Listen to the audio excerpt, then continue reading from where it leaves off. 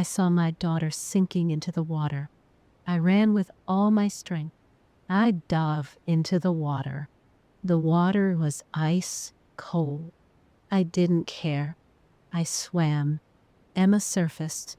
I grabbed her shirt and pulled her up. I dragged her to the shallow part. We collapsed onto the mud. I looked up.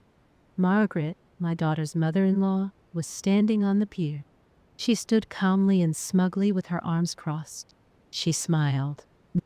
"Clumsy girl," she said, just like her mother. Poor peasant stock. I looked at her. Emma clung to me, trembling. Margaret walked away without even looking back. Consumed by a desire for revenge, I called out to my sister. "Rebecca," I said. My voice didn't tremble. "Do you remember what our father taught us? This story is based on a true life story." 3 hours earlier, everything was normal. I was in Margaret's kitchen. Margaret lived in a big house by the lake. 5 bedrooms, 3 bathrooms, a pier extending 15 meters into the water. Michael managed the money he inherited from his late father. Margaret controlled every penny. She made sure everyone knew it. I was chopping vegetables for dinner. Emma was sitting at the table with Lily. My granddaughter was 5 years old. She had Emma's eyes. Margaret came in. She looked at the carrots. "These are too thick," she said. I continued chopping. "It won't matter once they're cooked." She took the knife from my hand. "When I want your opinion, Sarah, I'll ask you." Emma stood up. "Mom, let's go." Margaret turned to her. "Sit down. You live under my roof. You follow my rules." Emma sat down. It always happened this way. Michael was working overseas for 6 months on oil rig. He sent money home. Margaret managed it. She said it was for their future. Emma believed her. I didn't. But what could I say? I was just the mother-in-law from the wrong side of town. Margaret never let me forget it. At family dinners, she called me the helper. She introduced me to her friends as Emma's unfortunate mother-in-law effect. Last Christmas, she gave me cleaning supplies as a gift. In a gift box. Emma cried in the bathroom. I told her it was okay. It wasn't okay, but I waited. My father had taught me to be patient. Margaret suggested a walk after lunch. "Fresh air for Lily," she said. We went to the lake. The pier was old. Some of the boards were loose. I noticed. Margaret noticed that I noticed. She smiled. "Be careful, Sarah. I don't want you to fall." Emma was holding Lily's hand. They were watching the ducks. Margaret approached Emma. She said something. Emma's face paled. Then Margaret's hand shot out. She pushed Emma's shoulder. Emma stumbled backward. Her foot hit the loose plank. She fell into the water. This wasn't an accident. I knew it. Margaret knew I knew. That's why she smiled. We returned home. Emma was wrapped in a towel. She was shivering. Lily was crying. I took her in my arms. Margaret made tea. She hummed. See, she really hummed. As if nothing had happened. Michael called. Margaret answered. "Oh, Michael, dear, your wife fell into the lake. She's fine. You know how clumsy she is." She laughed. I wanted to take the phone from her, but I didn't. I waited. Emma went into the shower. Lily fell asleep on the sofa. Margaret sat across from me. "Are you still here?" she said. I looked at her. "Yes, you should go. I'll take care of Emma and Lily. I'm staying." She leaned forward. Her voice lowered. "Let me be clear, Sarah. This is my house, my son's money, my granddaughter. You are nothing here. You are a poor woman from a poor family. You have no power. You have no influence. You have no. He smiled. Do you understand? I understand. I realized he had made a mistake. I stood up. I need to make a phone call. I went outside. My hands were steady now. I called Rebecca. She answered on the first ring. What happened? I told her everything. The shove, the threat, the smile. Rebecca was silent. Then she said, My father's playbook. Every page. I'm on my way. Rebecca arrived 2 hours later. She had a briefcase. She always carried a briefcase. She had worked as a paralegal for 20 years before retiring. My father trained us both. He was a criminal lawyer. He wasn't famous. He wasn't rich. But he was smart. He taught us how to think, how to read people, how to build cases, how to manipulate. He called it the long game. Never react, never yell, never show your hand, gather evidence, find an advantage. Then strike, he said. Rebecca hugged me. Where is he? Inside. Let's get to work. We got into my car. Rebecca opened her bag. She pulled out a notebook. First step, she said. What does she want? Control, money, power over Emma. What's her weakness? I thought Margaret was smart. She was cruel, but she was also arrogant. She thought she was untouchable. Her ego, I said. She thinks she's won. Rebecca smiled. Then let's let her think that for now. We made a plan. First step, document everything. Photos, records, witnesses. Step 2, financial investigation. Where was Michael's money actually going? Step 3, psychological pressure. Make her paranoid. Make her careless. Step 4. Rebecca said, this won't be quick. She's smart. We have to be smarter. I know. Can you wait? Can you act weak? I looked at the house. Emma was inside. My daughter. My granddaughter. Margaret thought they belonged to her. She thought I was going to run away. Yes, I said. I can wait. The first move came 3 days later. I returned to Margaret's house. I knocked on the door. She opened it. She looked surprised. Sarah, I thought we had an agreement. I smiled. Softly. Apologetically. Margaret, I want to apologize. You were right. This is your house. I crossed the line. Her eyes narrowed. Go on. Do you want? I just want to see Emma and Lily. I won't interfere with you. I promise. She studied me, trying to catch my lie. But I'd practiced this. My father had taught me how to lie with my face, how to make my body language compliant, how to look defeated. Margaret smiled. Come in, but know your place. Of course. I spent the afternoon playing with Lily. Emma pulled me aside. Mom, what are you doing? Why did you apologize to her? I hugged her.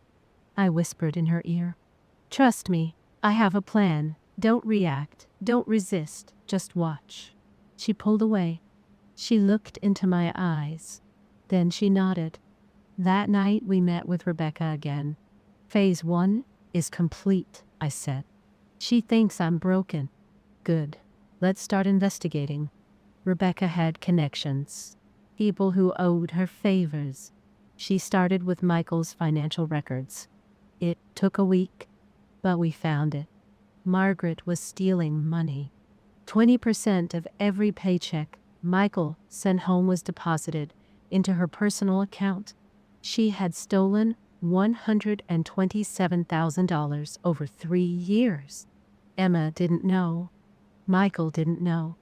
Only Margaret knew. There it is, Rebecca said. That's our leverage.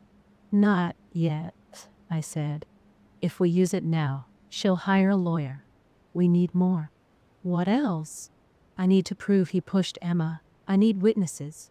I need to get him to confess. Rebecca whistled. That's ambitious. He's arrogant. He'll fall. I started visiting regularly, 3 times a week. I did the grocery shopping. I helped Lily. I was grateful. I was humble. Margaret swallowed it. She started openly humiliating me. At dinner, she would say, "Sarah, you really need to lose weight. It's embarrassing." Or, "Sarah, did you graduate from high school? I forgot." Emma would tense up. I would smile. "You're right, Margaret. I should be better." I recorded it every time. In voice memos on my phone. I kept them in my bag. Rebecca compiled everything. Now we had a file, 5 centimeters thick. But we needed something bigger. A confession. An admission. First, I tried confronting her directly. One afternoon, Margaret and I were alone. Lily was asleep. Emma was at the market. "Margaret, why did you push Emma into the lake?" I asked. She didn't even flinch. "I don't know what you're talking about. I saw you." "You saw an accident. Emma is clumsy. She always has been." You smiled. Did I? Maybe I was glad she was safe. She was very calm. Very prepared. I needed to make her angry. Angry people make mistakes. So I waited for the right moment. 2 weeks later, that moment came. Michael called. He was coming home early, 3 months ahead of schedule. Margaret panicked. I saw it in her eyes. If Michael came home, he would see the financial situation. He would ask questions. She needed time. She told him to stay. "There's a problem at home," she said on the phone. "Fundamental problems. It's not safe. Give me another month." Michael agreed. After she hung up, I said, "Does she really have fundamental problems?" He gave me a stern look. "Mind your own business. I'm just worried about Lily's safety. Lily is fine. This house is fine. The problem is you, Sarah." "Me? You're poison. You've always been poison. Emma was fine until you came to visit again. You're filling her head with ideas." "What ideas?" "Independence. Leaving me. You want to take her away from me." "I want my daughter to be safe." Margaret approached. Her face was flushed. "Your daughter is weak. She needs me. She needs my money. Without me, she and Lily would be homeless. You would be homeless too. You have nothing. You are nothing." I didn't move. I didn't react. "You're right," I said. She blinked. "What?" "You're absolutely right. I have nothing." He smiled. He relaxed. "Good. You finally get it." I left. But I got what I needed. He admitted it on record. "Emma, it was fine until you started visiting again." Ownership was implied. Control was implied. Rebecca listened. "That's not enough," she said. "He needs to admit he pushed her." "I know." "How?" "I have an idea, but it's risky." The plan was simple.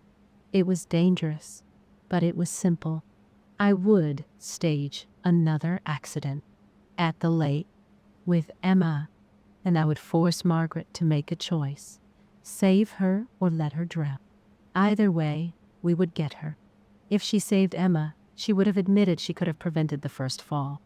If she didn't, we'd have proof of her intent. Rebecca hated this. "You're gambling with Emma's life.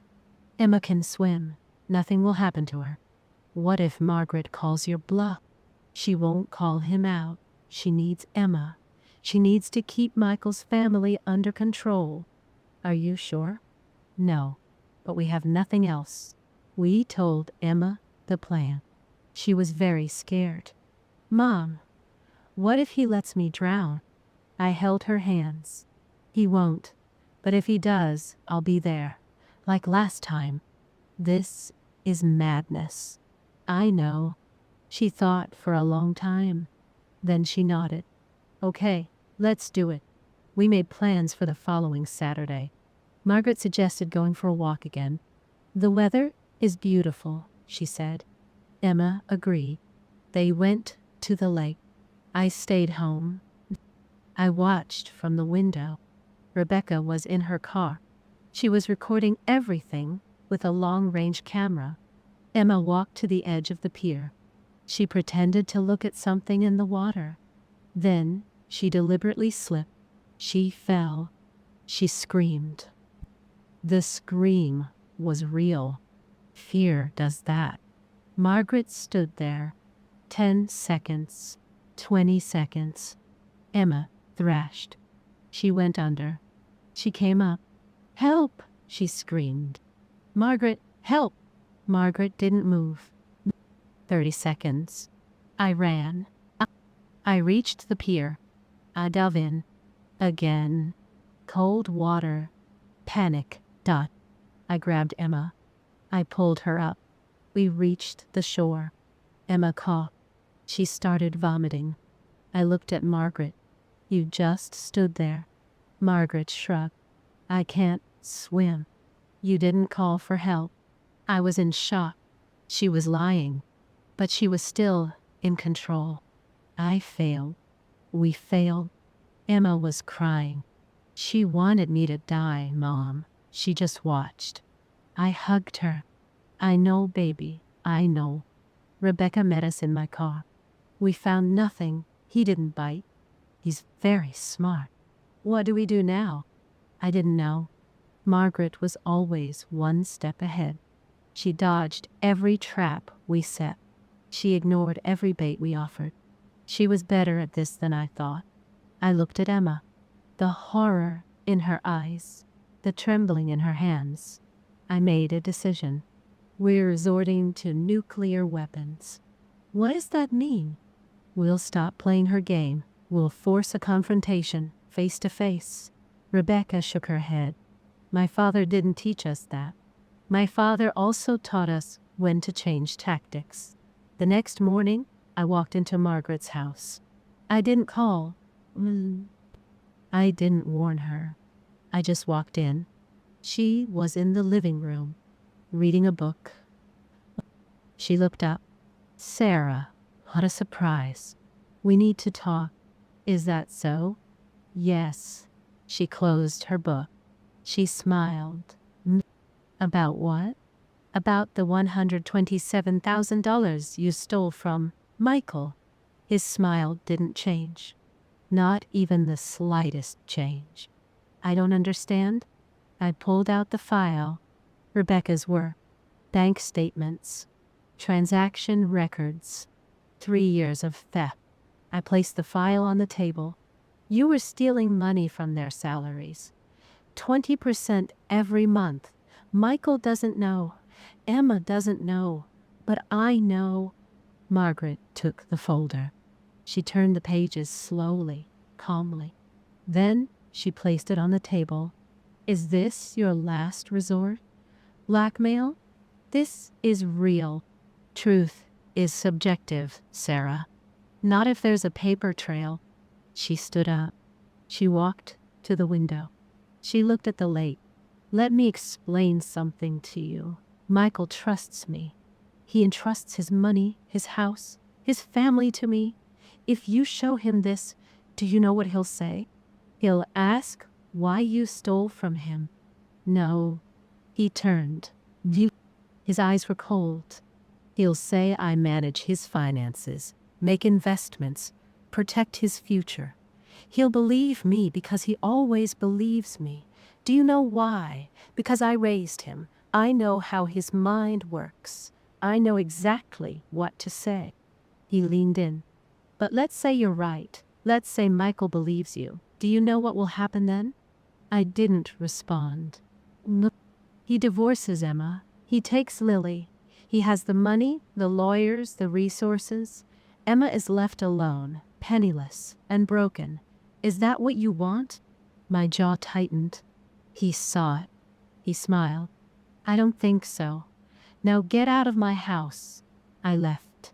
But not because he won. Because I needed to pull myself together. Rebecca was waiting in her car. How did it go? She's not afraid. Did you show him the files? He laughed at them. Rebecca cursed. He's very good. Better than good. He's 10 steps ahead. So what do we do now? I sat there. I thought. Margaret was right about one thing. Michael would believe her. He always had. We needed something bigger. Something he couldn't talk his way out of. We have to get Michael on our side, I said. Before he turns us against him. He won't be back for another month. Then we'll bring him back early. How?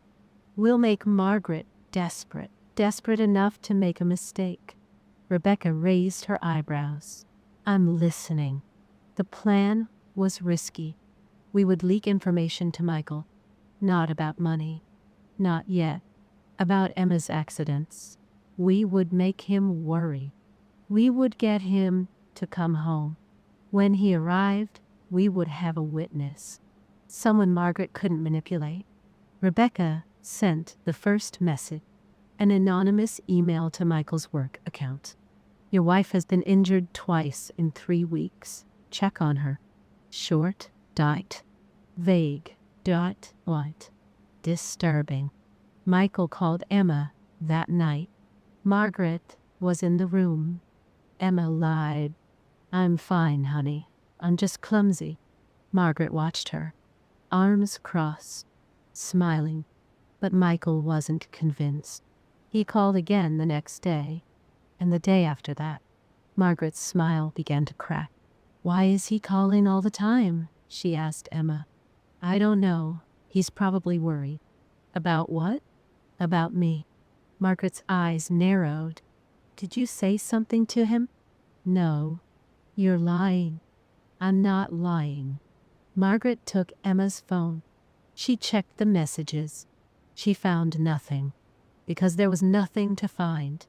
The email had been sent from an untraceable temporary account. Margaret threw the phone onto the couch. Someone's playing games. Emma looked at me. I didn't react. I just played with Lily on the floor. The second message was sent 3 days later. This time to Michael's boss. Michael's family is in danger. He needs urgent leave. The boss called Michael. Asked questions. Michael panicked. He bought a plane ticket. He would be home in 5 days. When Margaret found out, she exploded. Who did this? She yelled. Who's interfering? Emma backed away. I don't know. Your mother, right? That poisonous woman. My mother didn't do anything. Liar. Margaret slapped her. On her face. Hard. Duh. Emma's head jerked to the side. Lily screamed. I jumped up quickly. I clenched my fists. Margaret turned to me. Say something, if you dare. I said nothing. I picked up Lily. I took Emma to the car. We left. Margaret didn't follow us. She stood at the door. She watched. When we got to my apartment, Emma started crying. She hit me, Mom. She really hit me. I know, baby. I can't go back there. You don't have to go. But Michael will understand. We'll tell him everything when he gets here. Emma touched her cheek. It was red. It had already started to swell. What if he doesn't believe me? He will believe me. We have proof now. Rebecca arrived an hour later. She took photos of Emma's face. She documented everything. This is an assault. We can press charges. Not yet, I said. Let's wait for Michael. Why? Because if we act now, Margaret will twist the situation. She'll say Emma provoked her. She'll say we're ganging up on her.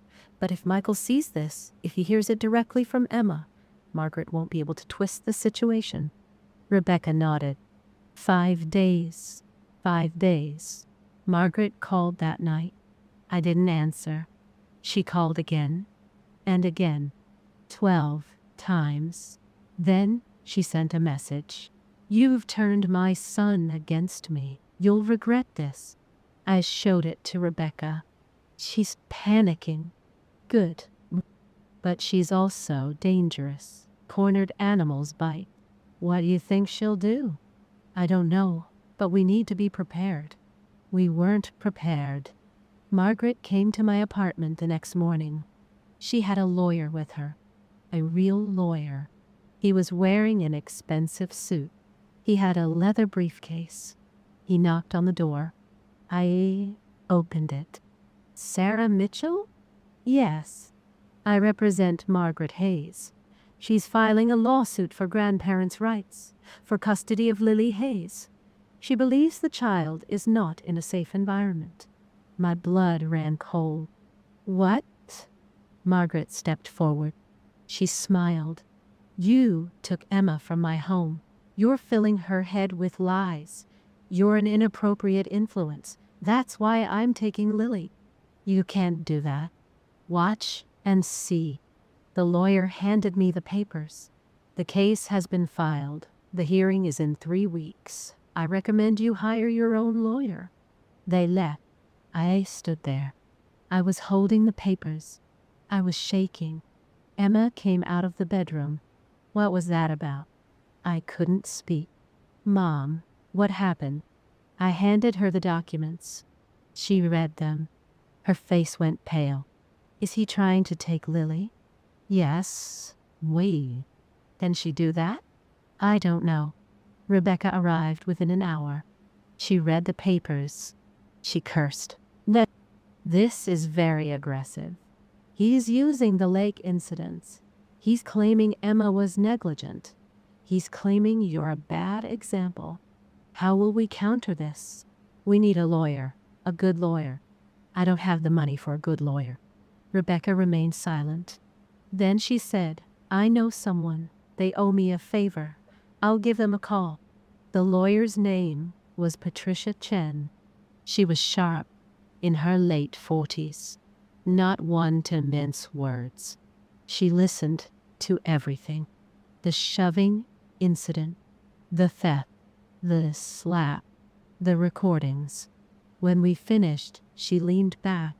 This is very complicated. Can we win? I asked. Maybe. But Margaret has resources. She has money. She has a clean record. On paper, she looks like a worried grandmother. You, on the other hand, look like an overbearing mother-in-law. But she hit Emma. Do you have any witnesses? No, just Emma's word and the photos. That helps, but it's not enough. We need more. What kind of evidence? Margaret needs to show her true colors, in front of everyone, in front of important people. How? Patricia smiled. We'll trap her. At the custody hearing, the plan was dangerous. We would provoke Margaret in court. We would make her lose control. We would show the judge her true colors. But it required perfect timing and perfect execution. One mistake, and we would lose Lily forever. Patricia coached Emma for 3 days. She taught her how to answer questions, how to stay calm, how to deliver the fatal blow. When the judge asks about the lake incident, tell the truth. Everything, maintain eye contact, don't cry. Crying shows weakness. You must appear strong. Emma practiced over and over. I watched. My daughter was terrified, but she was ready. Michael arrived 2 days before the hearing. Emma picked him up from the airport. She told him everything. The push, the slap, the custody case. Michael's face darkened. Did my mother do this? Yes. I don't believe it. Emma showed him her cheek. The bruise was fading, but still visible. She hit me, Michael. Your mother hit me. He touched her face. Gently. Why didn't you tell me? You'd take her side, she said. I would never do such a thing. Wouldn't you? He fell silent. because he knew it was true. He had always taken Margaret's side. Always. Emma pulled out the bank records. She's been stealing money from you for 3 years. Michael read the records. His hands began to shake. This is $127,000. I know. Did she steal it from us? Yes. Michael stood up. He took his keys. I'm going to talk to her. No, stop. Emma grabbed his arm. Not yet. Wait until the trial is over. We need you on our side when the judge sees him. What will he see him doing? Losing control. Michael looked at me. Is that the plan? Yes. You're using my mother's anger against him. I'm protecting my daughter. He thought for a long time. Then he shook his head. Okay, but after this, it's over. I'm done with his games. The hearing was on Thursday. 2 days later.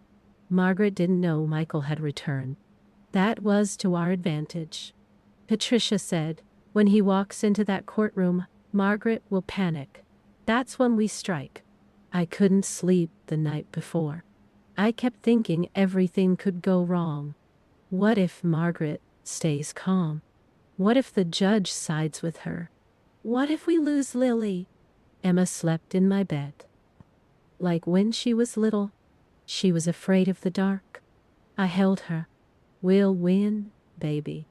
How do you know? Because I won't let him take you or Lily. I promise.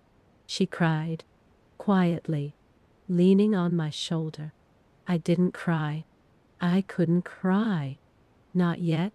Thursday morning came. We went to the courthouse. Patricia met us outside. Are you ready? No. Good. That means you're taking this seriously. We went inside. Margaret was already there. Her lawyer. Perfect suit. Calm smile. Then she saw Michael. Her face changed. Just for a second. Shock. Fear. Pow. Anger. Then the mask came back. Michael, honey, what are you doing here? I'm supporting my wife. Your wife is keeping my granddaughter away from me. No, Mom, you're trying to steal my daughter. Her eyes narrowed. We'll talk about this later. No, we'll talk now. The bailiff called us inside. Everyone stand up. The judge entered. She was a woman.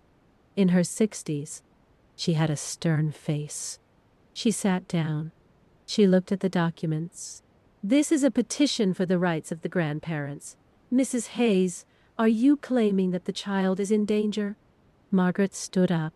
Yes, Your Honor. My daughter-in-law is acting erratically. She's had many accidents. She's being influenced by her mother, who has a history of... Objection. Patricia stood up. There is no evidence of instability. Mrs. Hayes is making baseless accusations. The judge looked at Margaret. Do you have any evidence? I witnessed her behavior firsthand. What exactly did you witness?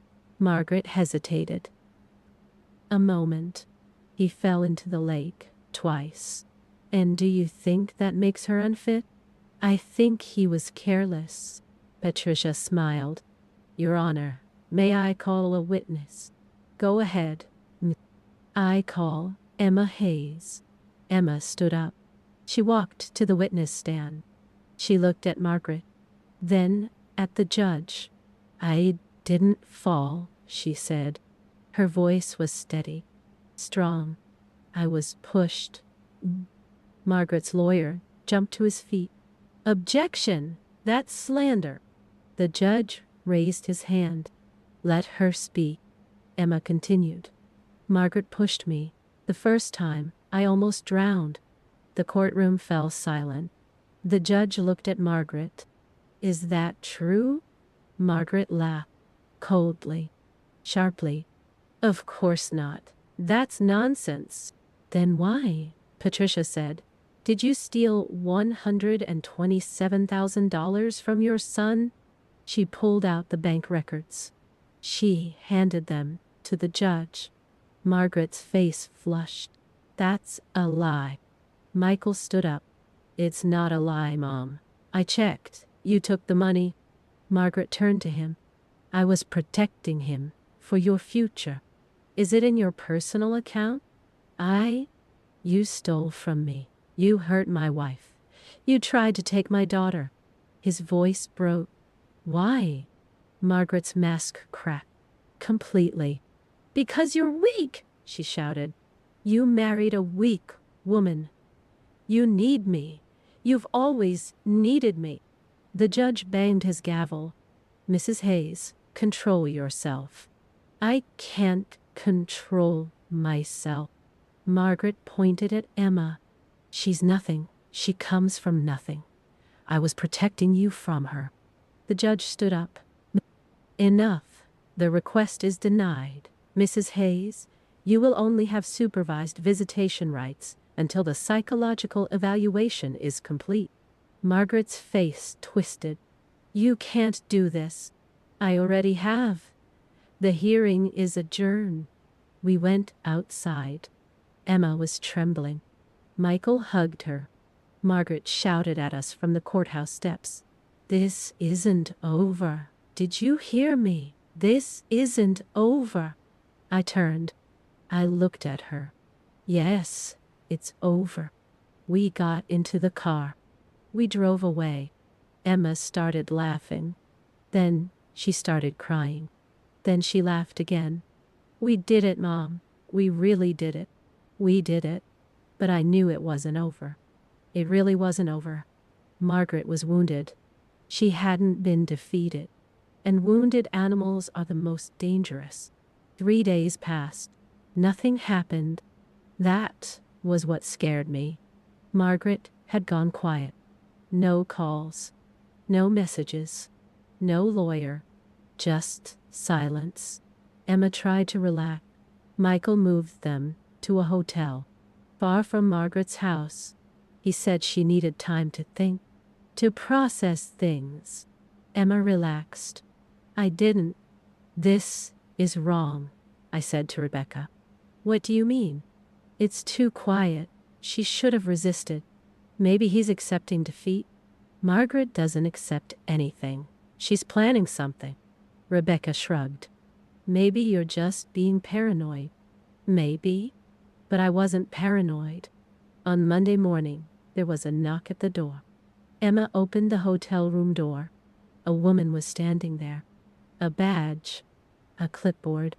A professional smile. Emma Hayes. Yes?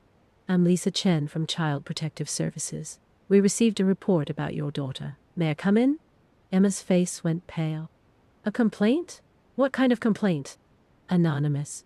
Allegations of neglect and unsafe living conditions. This is crazy. I'm sure it is, but I still need to check. Emma let her in. Lisa looked around the hotel room. Clean, not safe. Lily was watching cartoons. Happy, Iowa. Healthy. Lisa asked questions. How often does she eat? Does she go to the doctor? Has she been hurt recently? Emma answered everything. Calm, it, son, patient, that. Lisa took notes. Then she said, I need to talk to your mother too. Why? The report mentioned that she could have a negative influence. Emma called me. I went there immediately. Lisa interviewed me for an hour. Where did I live? What was my income? Had I ever been arrested? I answered everything truthfully, because I had nothing to hide. When the interview was over, Lisa said, everything looks fine. I'm closing the case. Who prepared the report? I asked. Anonymous. I can't disclose that, but I knew. We all knew. Margaret called that night. Emma's phone. Emma didn't want to answer. Michael picked up the phone. What do you want, Mom? I want to talk to my granddaughter. No, to Michael, please. I made mistakes. I'm sorry. Apologizing won't fix this. I'm your mother. You're a liar and a thief." Margaret's voice changed. It was colder. "Be careful, Michael. You don't want to make me your enemy. You already are." She hung up the phone, but her hand was trembling. Emma touched her arm. "She's trying to scare us." "It's working." That night, Michael couldn't sleep. He sat by the window, watching outside. Emma found him at 3 in the morning. "Talk to me," she said. "I can't stop thinking about my childhood. It wasn't like this back then. He was kind, full of love. Maybe it changed. Or maybe I never noticed. It's not your fault." "Is that so? I brought you into this family. I exposed you and Lily to him?" Emma hugged him. "We're out of this situation now.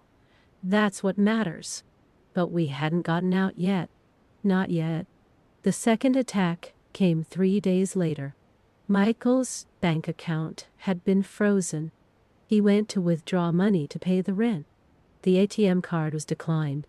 He called the bank. They said it was a fraud alert. Someone had reported suspicious activity. "Who reported it?" Michael asked. "Margaret Hayes. She's listed as the joint signatory on your account. Remove her immediately. Both signatures are required for that." "I don't care. Remove her." "We can't do that without her approval." Michael hung up the phone. He looked at Emma. "He's preventing me from using my own money." "How much is there?" "Everything. My salary, my savings, $80,000. Emma sat down. "What are we going to do?" "I don't know." "I knew." "Why?" "I called Rebecca. He's escalating the situation. I noticed. We have to respond firmly." "What's on your mind?" "We'll target his weak spot." "What is it?" "His past.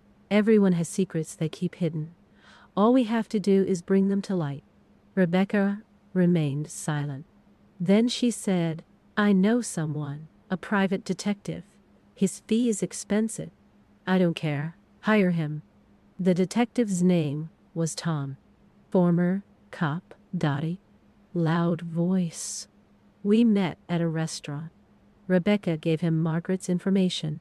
"We need everything. Criminal record, financial history, past relationships, anything we can use." Tom shuffled through the papers. "This requires a lot of research. It will take time." "How much time?" 2 weeks, maybe 3. "We don't have 3 weeks. Then I'll work faster, but I'll charge extra." I pulled out my credit card. "Do it." Tom left. Rebecca looked at me. "Are you okay?" "No." "Do you want to talk?" "No." She didn't insist. We sat there. We drank bad coffee. We waited for the next bomb to go off. It went off that weekend.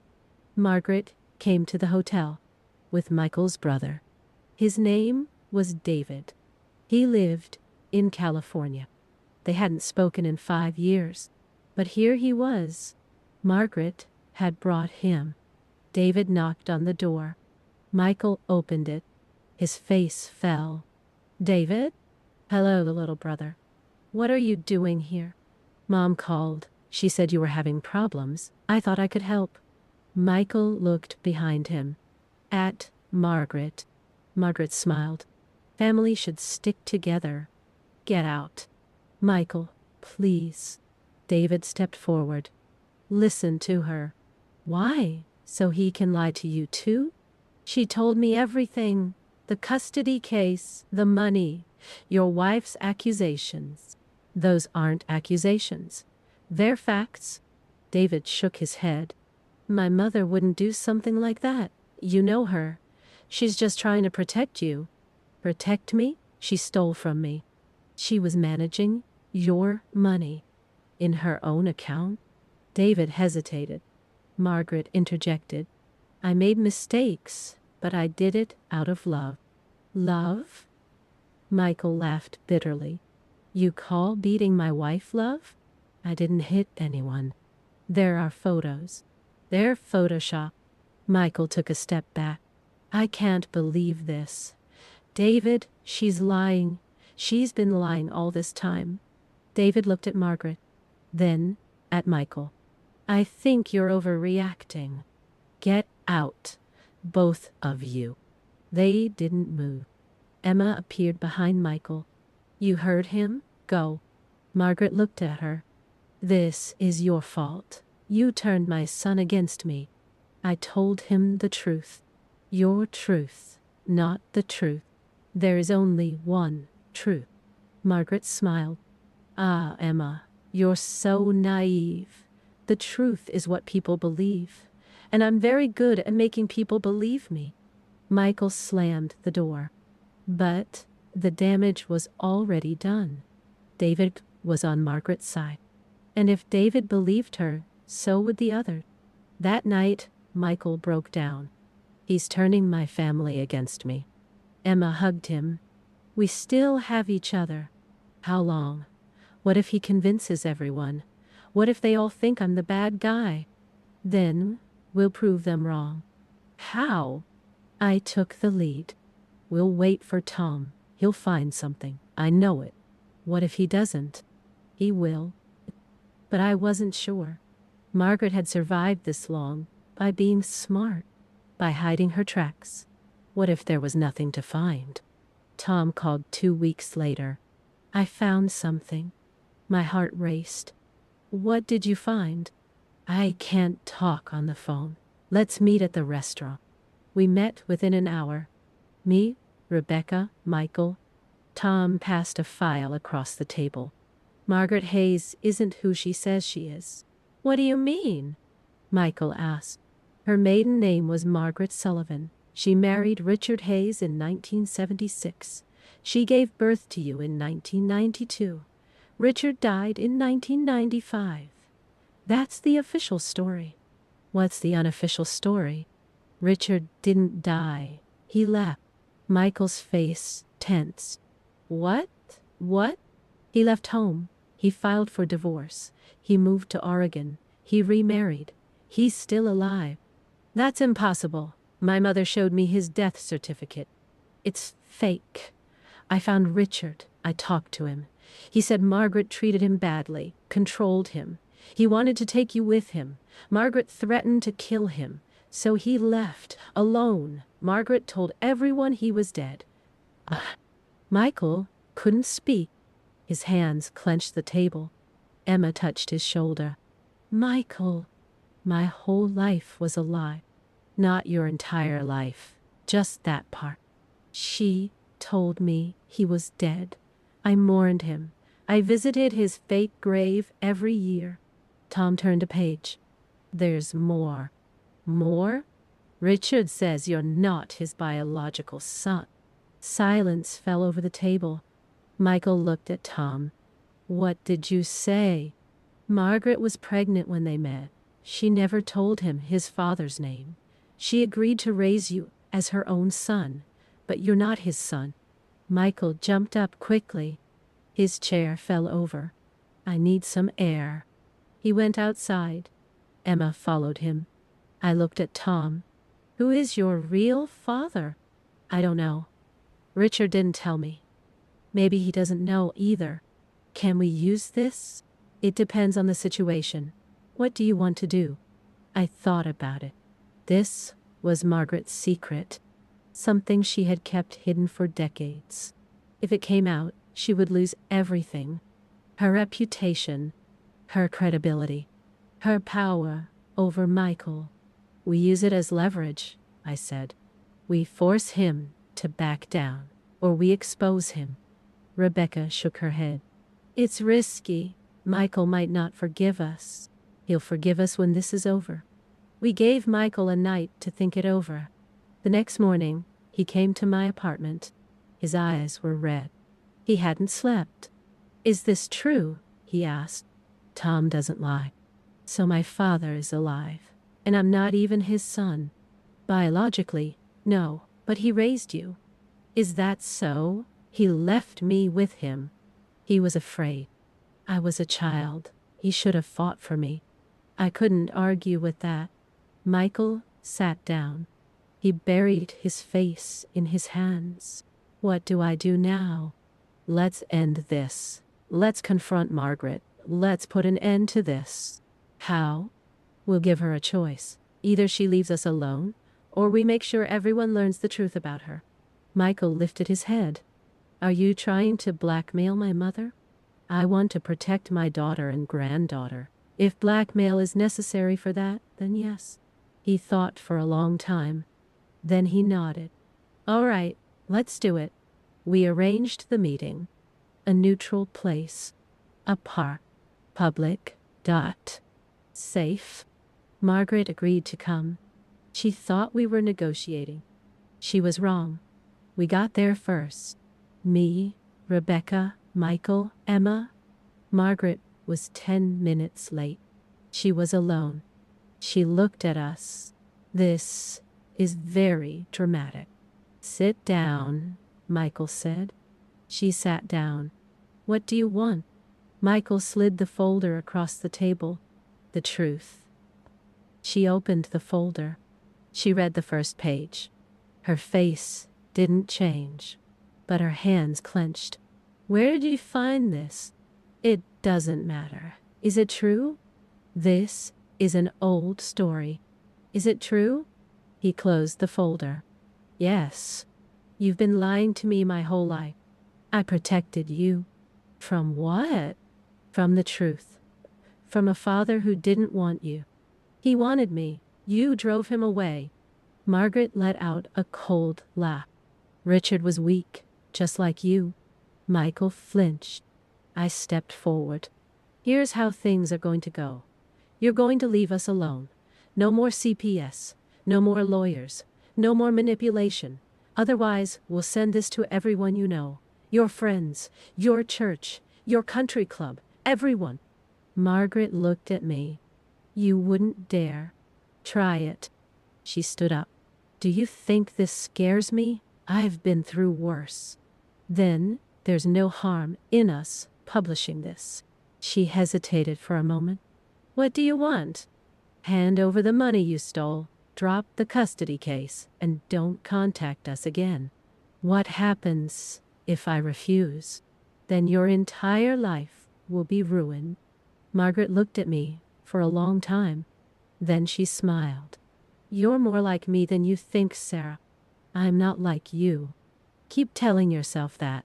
She walked away, but she didn't accept it. And that meant war. Margaret acted 3 days later. She called Michael. Her voice was different. Soft. Broken. Michael, please. I need to see you. Alone. Just once. Let me explain everything. Michael looked at me. I shook my head. It's a trap. I know. Then don't go. I have to go. She's still my mother. She's a manipulator. Maybe, but I need to put this behind me. She left. Despite my advice. Despite Rebecca's warnings.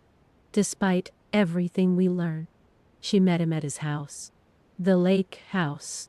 When she didn't come back after 2 hours, I called her. No answer. I called again. No answer. Emma started to panic.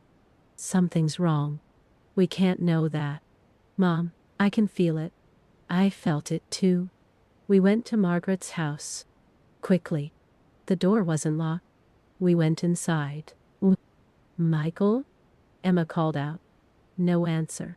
We checked every room. Empty. Then I saw it. His phone.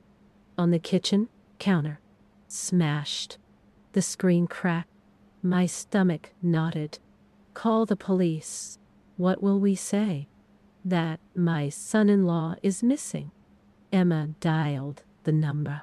The police arrived within 20 minutes. They took our statements.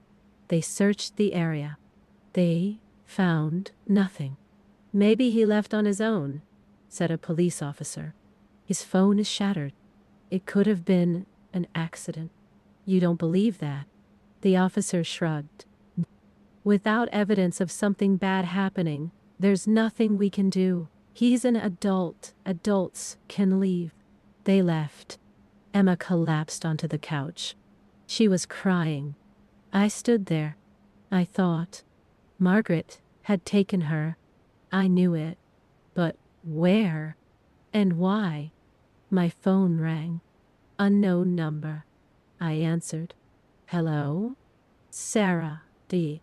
Margaret's voice. Calm, Insha. We need to talk. Where's Michael? He's safe, for now. What do you want? You know what I want, the file. What if I don't give it to you? Then Michael will be lost, forever. My blood ran cold. You're bluffing. Is that so? You know what I'm capable of. You've seen it. If you hurt him, what will you do? Call the police. They won't believe you. No one will.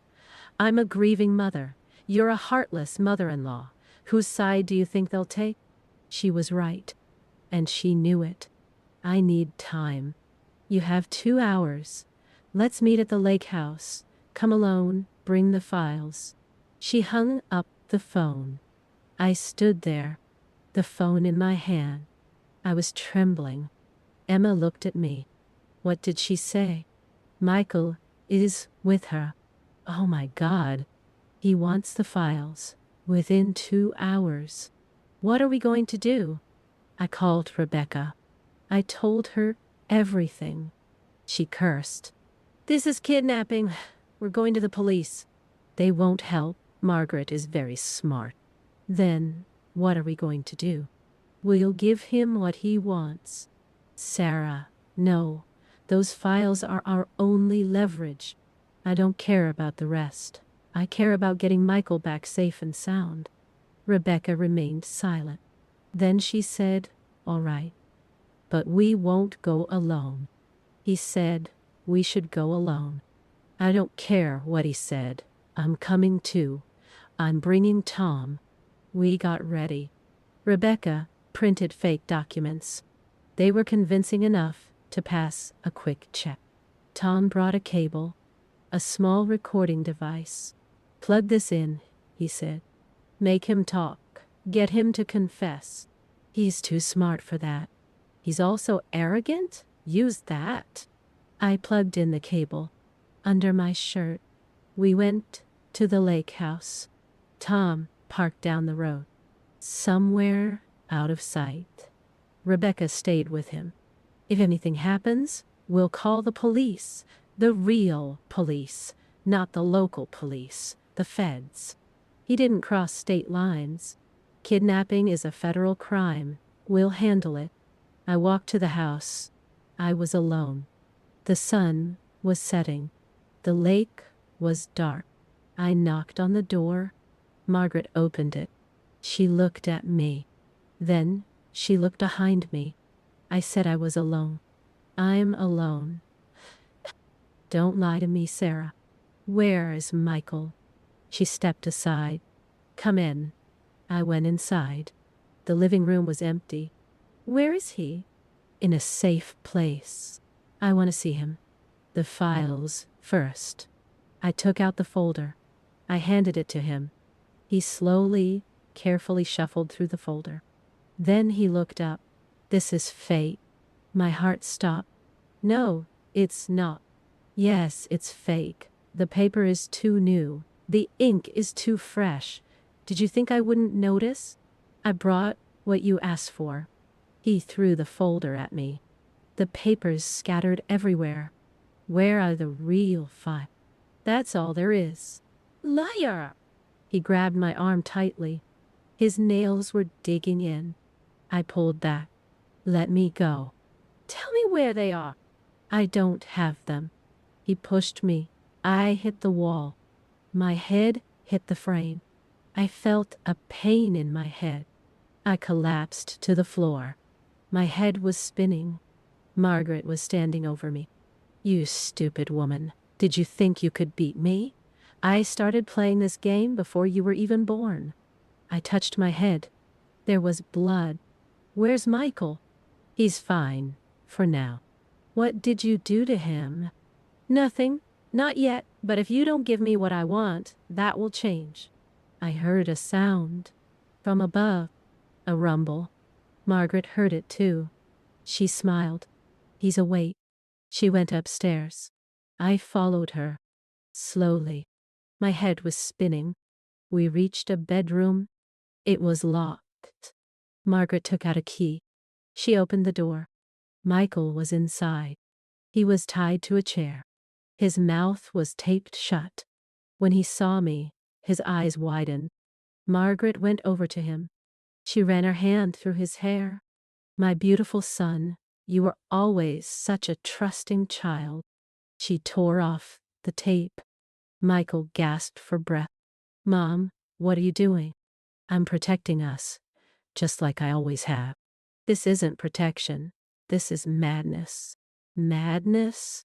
Margaret laughed. I gave up everything for you. I lied for you. I sacrificed for you. And how did you repay me? You chose her. Margaret pointed at me. A woman with nothing. A woman with nothing. She's Emma's mother. Yeah. Emma is weak, just like her mother. Just like you. Michael's face hardened. Let me go. No. Oh. Mom. I said no. He grabbed her face. He squeezed it. You will listen to me. For once in your miserable life, you will leave Emma. You will take Lily. And you will come home to where you belong. I'll never do that. Then you'll stay here until you change your mind. I took a step forward. Margaret, stop. This won't work. She turned to me. Is that so? Who's going to stop me? You? You're lying on the ground covered in blood. The police will come. No, they won't, because you won't call them. Why wouldn't I call them? Because if you do, Michael will disappear. Forever. Do you understand? I understood. He was ready to kill his own son. To keep control. He was that far gone. I had to stall him. I had to keep him talking. I had to let the listening device do its job. Why? I asked. Why is it so important? What? What? Control. Power. His face changed. It softened. Just for a moment. You wouldn't understand. Try. He looked at Michael. Then at me. I was 17 when I got pregnant. The father was a married man, powerful, rich. He didn't want anything to do with me. He gave me money to disappear. I took the money. I met Richard. So you lied to him. You manipulated him. You hurt the people he loved. I protected him. You suffocated him. Her eyes flashed. You can't judge me with your perfect little family, your supportive sister, your honest father. I had nothing. I built everything myself, and I won't let you take that away from me. It's already over, Margaret. Michael knows the truth. Emma knows. Everyone knows. Then I have nothing left to lose. He pulled a knife from his pocket. Small. Sharp. He walked toward me. If it can't be mine, it can't be yours either. Michael screamed. Mom, no! He lunged. I moved. Quickly. I'd watched my father in self-defense classes for years. Muscle memory. I grabbed his wrist. Twisted it. The knife fell. He staggered. I pushed him back. He hit the nightstand. Fell. I grabbed the knife. I stood over him. My hand was shaking. It's over. He looked at me and smiled. You're just like me. No, I'm nothing like you. You would have used that knife, if necessary. Maybe, but I didn't. I dropped the knife. I untied Michael. He fell into my arms. It's okay. You're safe. Police, sirens. Far away, but getting closer. Rebecca and Tom had called the police. Margaret had heard them too. She tried to get up. I stopped her. Stay down. You can't keep me here. Watch and see. The police burst in. They had their guns drawn. They saw Margaret on the floor. Me and Michael. The rope. The knife. They understood. Margaret was arrested. Kidnapping. Assault. Attempted murder. She didn't resist. She just smiled as they put the handcuffs on her. This isn't over, Sarah. Yes, it is. They took her away. 3 months later, Margaret was sentenced. 10 years, with the possibility of parole after 5. Michael didn't attend the sentencing hearing. Neither did I. We had stopped giving him our strength. Michael and Emma moved into a small house, away from the lake, away from the memories. They were rebuilding, slowly. Michael started therapy. He was working through everything, the lies, the abuse, the truth about his father. Emma supported him. She was stronger now. She believed in herself. I visited them every week. I played with Lily. I helped with shopping. The things a normal grandmother would do. One afternoon, Michael pulled me aside. I never thanked you. For what? For fighting for us. For never giving up. You're my family. I'll always fight for you. He hugged me tightly. I'm sorry I didn't believe in you before. You believed when it mattered. That's enough. We met up with Rebecca for coffee, just like the old days. Do you think he'll come back? She asked. Maybe, but we'll be ready. Aren't you afraid? I'm very scared, but I'm also ready. My father taught us how to fight, how to survive. Margaret thought she could destroy us. She was wrong. Rebecca smiled. My father would be proud. I hope so. We sat there. We drank coffee. We watched people pass by. A normal life. A peaceful life. A hard-won life. My phone rang. It was Emma. Can you watch Lily tonight? Michael and I want to go on a date. I smiled. I texted back. Of course. That was it. That's what we fought for. Not for revenge. Not for victory. Just to live. To be free. To choose our own path. Margaret tried to take that away from us. She failed. And that was enough. If you've been through something like this, know this. You are not alone. There are toxic family members. They manipulate. They control. They hurt. But you have power. More than you think. Document everything. Build your case. Find your allies. And never give up the fight. Because freedom is worth it. Your peace is worth it. Your family is worth it. What would you do if someone like Margaret tried to control your life? How would you fight back? Share your story in the comments. There's someone out there who needs to hear this. Someone who needs to know they're not alone. We survive. You can too.